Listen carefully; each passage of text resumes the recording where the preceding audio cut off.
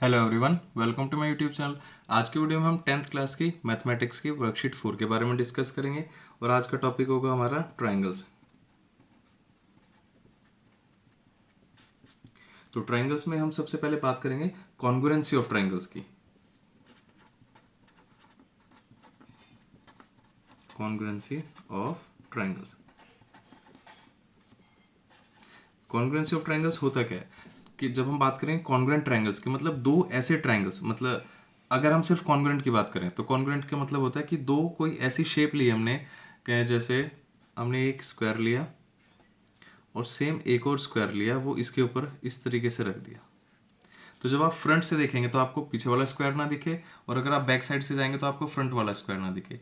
Example के लिए हम दो कॉइन्स ले सकते हैं सेम वैल्यू के, मतलब अगर हमने 2 रुपए के दो सिक्के लिए तो जब हम उन्हें एक साथ रखेंगे, जब आप फ्रंट से देखेंगे तो आपको ये नहीं पता चलेगा बैक साइड पे कौन सा है, और बैक साइड से देखेंगे तो फ्रंट पे नहीं पता चलेगा उस पर क्या लिखा हुआ है, कौन सा सिक्का है। तो वो दोनों सिक्के तब हम कहेंगे ये दोनों कॉन्ग्रुएंट है।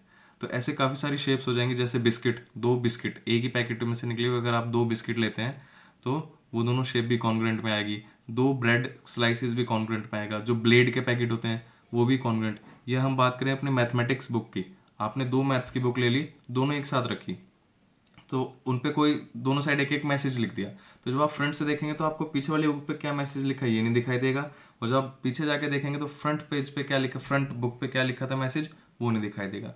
तो ऐसी शेप्स कौन सी होती है हमारी, कॉन्ग्रुएंट शेप्स। तो जब हम ट्रायंगल्स की बात करेंगे, जब हम ट्रायंगल्स कॉन्ग्रुएंट प्रूव करेंगे कि एक ट्रायंगल ऐसा है और एक और ट्रायंगल लिया जो हमने इसके ऊपर रखा, तो फ्रंट से देखा तो बैक और बैक से देखा तो फ्रंट नहीं देखेंगे। तो उन सबको प्रूव करने के लिए हमारे पास कुछ रूल्स होते हैं कॉन्ग्रुएंसी के लिए। तो कॉन्ग्रुएंसी के लिए सबसे पहला क्या होता है, SAS, साइड एंगल साइड। तो मतलब दो ट्रायंगल्स की कोरस्पॉन्डिंग साइड्स और उनके बीच का एंगल। हम बात करें जैसे एक ये ट्रायंगल हो गया और एक ट्रायंगल ये ले लिया, ABCDE। तो दो कॉरस्पॉन्डिंग साइड्स, ये दोनों कॉरस्पॉन्डिंग साइड्स हो गई, और ये, तो मतलब ये दोनों साइड्स क्या होंगी, कॉरस्पॉन्डिंग साइड्स, और इनके बीच का एंगल अगर ये सब इक्वल है, side angle side, side angle side equal है, तो ये हमारा पहला रूल है साइड एंगल साइड का कॉन्ग्रुएंसी रूल। दूसरा फिर हमारे पास साइड साइड साइड, मतलब आपके पास ये दो ट्राइंगल्स है, दोनों ट्राइंगल्स के तीनों साइड इक्वल है, तो दोनों ट्राइंगल्स कैसे होंगे, कॉन्ग्रुएंट। अगर हमने प्रूव कर दिया, हमें दिया हुआ है कि तीनों साइड्स इक्वल है, तो तब भी हमारे ट्राइंगल्स कैसे होंगे, कॉन्ग्रुएंट। इस तरीके हम ये ले सकते हैं कि आपको दो साइड दे देगा कि एक साइड 4, इसकी भी 4, ये 5, ये 5, और तीसरे के लिए कह दिया कि पैरामीटर दिया हुआ है आपको, तब आप तीसरी फाइंड कर सकते हैं टोटल में से ये सब्ट्रैक्ट करके। ये 6 ले ली, ये भी 6, तो 4 + 6 और ये 5, तो ये आ गया 6 + 4 10, 10 + 5 15। तो वो कह देगा 15 पैरामीटर, एक साइड 4 एक साइड 5 है। तीसरी साइड हम निकालेंगे तो पता चलेगा कि ये सारी साइड्स इनकी इक्वल है, तब ये साइड साइड साइड से दोनों ट्राइंगल्स कॉन्ग्रुएंट हो जाएगा। फिर हमारा एंगल साइड एंगल, मतलब दो कॉरस्पॉन्डिंग एंगल्स। अगर हम इन दोनों ट्राइंगल्स की ही बात करें तो दो कॉरस्पॉन्डिंग ABCDEF, ये दोनों कॉरस्पॉन्डिंग एंगल्स हो गए, ये इसके कॉरस्पॉन्डिंग है और ये इसके कॉरस्पॉन्डिंग, और बीच में इनके जो साइड है ये कॉरस्पॉन्डिंग साइड, अगर ये सब इक्वल दिए हुए हैं तो एंगल साइड एंगल से दोनों ट्राइंगल्स कैसे होंगे हमारे पास, कॉन्ग्रुएंट ट्राइंगल्स। एक प्रॉपर्टी दूसरी है RHS। RHS मतलब राइट एंगल हाइपोटेन्यूज साइड। तो इसमें आपके पास एक hypotenuse and any one corresponding side of two triangles, angle triangles are equal. तो हम बात करते हैं इसमें हमें ट्राइंगल्स लेने हैं राइट एंगल ट्राइंगल। तो एक तो आपको राइट एंगल ट्राइंगल का एक हाइपोटेनस, क्योंकि RHS, और एक राइट एंगल की कोई साइड, अगर ये भी इक्वल दिया हुआ है तो दोनों ट्राइंगल्स कैसे होंगे आपके, कॉन्ग्रुएंट। एक एक हाइपोटेन्यूज इक्वल दिया होगा, RHS right angle hypotenuse side, तो आपके पास ये राइट एंगल की एक साइड आ जाएगी, एक हाइपोटेन्यूज, तो दोनों ट्राइंगल्स कैसे होंगे, कॉन्ग्रुएंट। अब नेक्स्ट टॉपिक है हमारा मिड पॉइंट थ्योरम।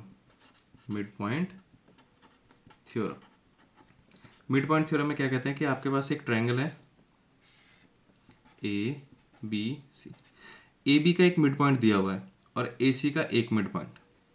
एक पॉइंट मिड पॉइंट है AB के लिए और एक मिड पॉइंट है AC के, उनको नाम दिया हमने E और F।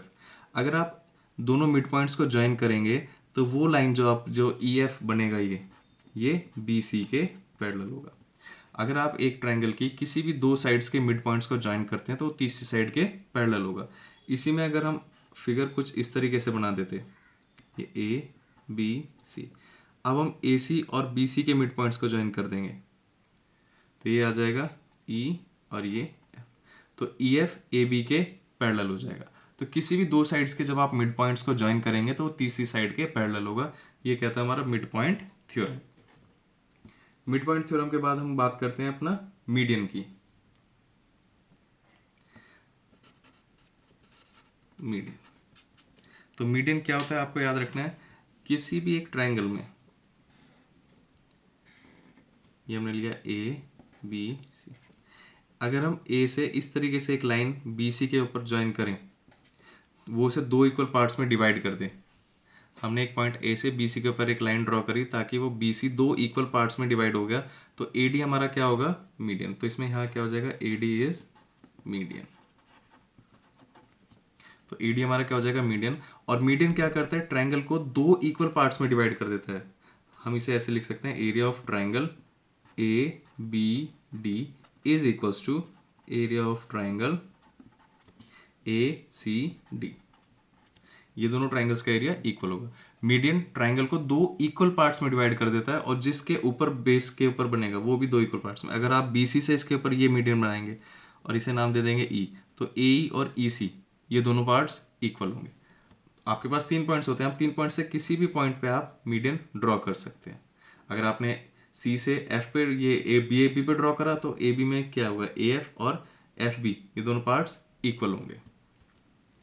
फिर आता है हमारा एक राइट एंगल ट्रायंगल। अभी हमने देखा था राइट एंगल ट्रायंगल कैसा होता है, जिसमें एक एंगल 90 डिग्री का होगा, एक हाइपोटेन्यूस और एक बेस। आपको याद रखना है राइट एंगल ट्रायंगल में जो हाइपोटेन्यूस साइड होगी, hypotenuse is the longest side. Hypotenuse हमेशा सबसे बड़ी साइड होती है। और छोटी क्लासेस में आपने ये भी पढ़ा था कि जो एंगल सबसे बड़ा होगा उसके अपोजिट साइड सबसे बड़ी होगी, और जो साइड सबसे छोटी होगी उसके अपोजिट एंगल सबसे छोटा होगा। अगर हम इसमें बात करें तो हाइपोटेन्यूस सबसे बड़ा है, तो हाइपोटेन्यूस के अपोजिट एंगल ये क्या है, 90 डिग्री, ये सबसे बड़ा होगा इस ट्रायंगल में। क्यों, आप देख सकते हैं तीनों एंगल्स का सम 180 डिग्री है, एक ही 90 हो गया तो बाकी दो मिल के 90 बनेंगे। इनमें से ये तो नहीं कह सकते ना मैं एक अकेला 90 बना दिया एक 0 बना देंगे। अगर एक 89 होगा तो दूसरा 1, तो सबसे बड़ा क्या होगा हमेशा 90। जो सबसे बड़ी साइड होगी उसके अपोजिट का एंगल सबसे बड़ा एंगल होगा। आपको याद रखना है, जो सबसे बड़ी साइड उसके अपोजिट का एंगल सबसे बड़ा, जो सबसे छोटी साइड उसके अपोजिट का एंगल सबसे छोटा। तो अब कॉन्ग्रेंट की भी बात कर ली थी हमने कि जब भी दो शेप्स बिल्कुल सेम साइज की होंगी, सेम होंगी, तो वो कॉन्ग्रेंट होगा।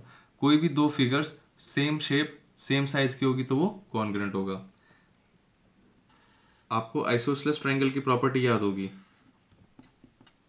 आइसोसेलेस ट्रायंगल की प्रॉपर्टी याद है कि इसमें क्या होता है, दो इक्वल साइड्स होती हैं, दो साइड्स इक्वल होती हैं। तो इसमें भी एक प्रॉपर्टी यहाँ से आपको याद रखनी है इंपॉर्टेंट में, कि जो भी साइड्स इक्वल होंगी, जो साइड्स इक्वल होंगी उनके अपोजिट एंगल्स भी इक्वल होंगे। ये दोनों साइड इक्वल है तो इसके अपोजिट ये एंगल और इसके अपोजिट ये एंगल, ये दोनों एंगल भी आपस में क्या होंगे, इक्वल। और इसी को हम उल्टा भी बोल सकते हैं कि अगर किसी ट्रायंगल में दो एंगल्स इक्वल हैं, ये दो एंगल हमने इक्वल कर दिए, ये एंगल और ये एंगल हम कहते हैं इक्वल है, तो इनके अपोजिट साइड, इसके अपोजिट साइड क्या है ये, और इसके अपोजिट क्या है ये, तो ये दोनों साइड्स भी इक्वल होंगे। आपको याद रखना है जो दो साइड्स इक्वल होंगे उनके अपोजिट एंगल्स इक्वल होंगे। अगर इसका उल्टा बोलेंगे कि दो जो एंगल्स इक्वल होंगे उनके अपोजिट साइड भी इक्वल होगी। और लास्ट में आपको एरिया ऑफ ट्रायंगल, अब तक आप सब पढ़ के half into base into height. Area of triangle आपने 7th क्लास में करा होगा, half into base into height. अब इसके बाद कुछ क्वेश्चंस हमें करने के लिए दिए हुए हैं। फर्स्ट क्वेश्चन में हमसे पूछा हुआ है, क्वेश्चन फर्स्ट में, the congruent figures are of same dash and same dash. तो कॉन्ग्रुएंट फिगर्स कैसी होती है, सेम शेप की एंड सेम साइज की। तो जो दोनों डैश हैं दोनों दिए हुए फिल इन द ब्लैंक्स, उसमें एक में शेप आ जाएगा और एक में साइज। नेक्स्ट क्वेश्चन में हमें दिया हुआ है एक right angle triangle, triangle P Q R. P Q R एक राइट एंगल ट्रायंगल दिया हुआ है जिसमें हमें दिया है P Q 3 centimetre, P R 5, 3 4, ये दी है पी क्यू आर। क्यू पे हमने राइट एंगल ट्रायंगल बना दिया। अब हमें इसमें प्रूव करना है, then show that P Q का स्क्वायर, आपको ये शो करना है पी क्यू का whole square plus Q R का square is equal to P R का स्क्वायर। तो यहाँ पे जो जो वैल्यूज दी हुई है वो एज इट इज सब्स्टिट्यूट कर दो। पी क्यू की वैल्यू कितनी है 4, 4 का स्क्वायर कितना होगा 16 प्लस क्यू आर की वैल्यू कितनी है 3, 3 का स्क्वायर कितना होगा 9 is equal to P R की वैल्यू कितनी दी है 5, 5 का स्क्वायर 25। तो यहाँ पे कितना आ जाएगा 25 इज इक्वल टू 25। तो आप लिख सकते हैं L H S is equal to R H S, hence proved. यही हमें प्रूव करना था कि दोनों ये इक्वल। ये और इस थ्योरम को आपको याद है क्या कहते हैं, पाइथागोरस थ्योरम। ये थ्योरम कौन सी है, पाइथागोरस थ्योरम। और पाइथागोरस थ्योरम हमेशा एक राइट एंगल ट्रायंगल में ही यूज होगी। थर्ड क्वेश्चन में हमें दिया हुआ है कि एक ट्रायंगल है आपके पास X Y Z, X Y Z, और ये है ई और ये है। क्वेश्चन में कहा गया है E is the mid point. E क्या है, मिड पॉइंट, और ई एफ वाई जेड के पैरेलल है। अभी हमने मिड पॉइंट थ्योरम में पढ़ा था कि जब दो मिड पॉइंट को ज्वाइन करेंगे तो वो लाइन तीसरे के पैरेलल होगी। अब हमें पहले से दिया हुआ है कि ये मिड पॉइंट है और ये पैरेलल, तो बाय डिफॉल्ट अगर इसी स्टेटमेंट को आप वाइस वर्सा उल्टा करके पढ़ें, स्टेटमेंट क्या थी कि अगर हम दो मिड पॉइंट को ज्वाइन करेंगे तो वो तीसरी साइड के पैरेलल होगी। आप इसे इस तरीके से भी पढ़ सकते हैं कि अगर हमने एक मिड पॉइंट को दूसरी साइड पे ज्वाइन करा और वो तीसरी साइड के पैरेलल है, तो जिस पॉइंट पे ज्वाइन करा है वो भी क्या होगा, इसका एक मिड पॉइंट। तो एफ भी क्या होगा, एक मिड पॉइंट। और हमें दिया है X Z is equal to 7 centimetre और एक्स एफ की वैल्यू पूछिए। जब एक्स जेड का मिड पॉइंट एफ है तो एक्स एफ की वैल्यू कितनी हो जाएगी, 7 का हाफ 3.5 सेंटीमीटर। यही हमसे पूछा था। और लास्ट क्वेश्चन में हमें दिया हुआ डिफाइन मीडियन, कि मीडियन को आपको डिफाइन करना है। मीडियन होता क्या है, तो मीडियन क्या होता है, तो मीडियन की डेफिनेशन इस तरह से लिख सकते हैं आप, median of a triangle is a line segment joining a vertex to the mid point of the opposite side. जो भी हमने मीडियन बनाया था, मीडियन क्या हो गया, median of a triangle is a line segment, एक लाइन सेगमेंट है। जब आप इसे ड्रॉ करेंगे, तो हमने लिखा है line segment joining a vertex to the mid point of the opposite side. इस वर्टेक्स को अपोजिट साइड के मिड पॉइंट से ज्वाइन करता है, वो लाइन क्या कहती है, हम उसे मीडियन। तो मीडियन की डेफिनेशन आप ये लिख लेंगे, median of a triangle is a line segment joining a vertex to the mid point of the opposite side. Video को लाइक करें, शेयर करें और चैनल को सब्सक्राइब करना ना भूलें। रेगुलर अपडेट्स के लिए आप बेल आइकन को भी प्रेस कर लें। Thank you.